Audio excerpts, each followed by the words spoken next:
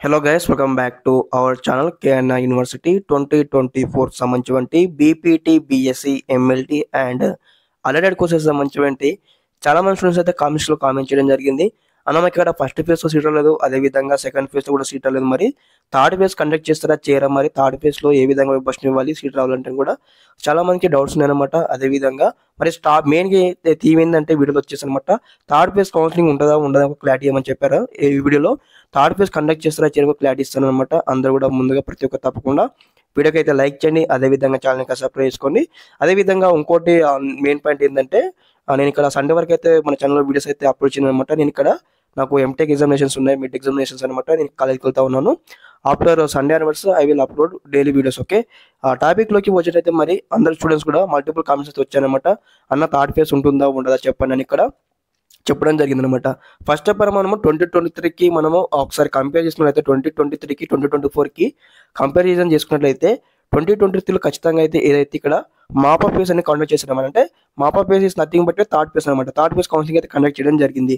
అదేవిధంగా మరి ఈసారి 2024లో చేస్తారా చేయదని మనము ఒకసారి దాన్ని అబ్జర్వ్ చేసినట్లయితే ఆ యొక్క క్రైటీరియాను ఖచ్చితంగా మనకైతే థర్డ్ ఫేజ్ అయితే కండక్ట్ చేస్తారు.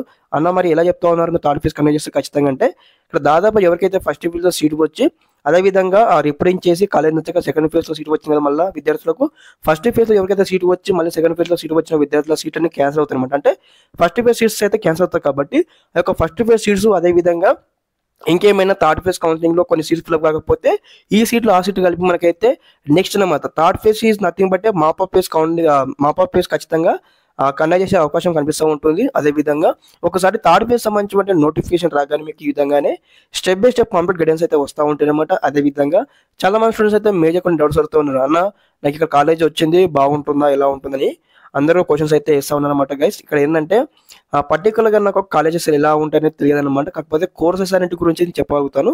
మీరు ఏం చేస్తున్న కాలేజ్ ఎలా ఉంటుంది మంచిదా కాదా అని మీరు తెలుసుకోవాలంటే గూగుల్ ఉంది, క్రోమ్ ఉంది, యూట్యూబ్ ఉంది. మీరు చెక్అవుట్ చేసుకోండి. మీ కాలేజ్ ఏ కాలేజ్ సీట్ వచ్చిందో కాలేజ్ నేమ్ టైప్ చేయండి, మీకు మొత్తం ఇన్ఫ్రాస్ట్రక్చర్ వస్తుంది, అదేవిధంగా రేటింగ్ వస్తుంది, అదేవిధంగా ప్రీవియస్ సంబంధించి కొన్ని ఫొటోస్ అయితే ఉంటాయన్నమాట. ఆ గ్యాలరీ ఉంటుంది కాలేజ్ సంబంధించి మీరు చెక్అవుట్ చేయండి.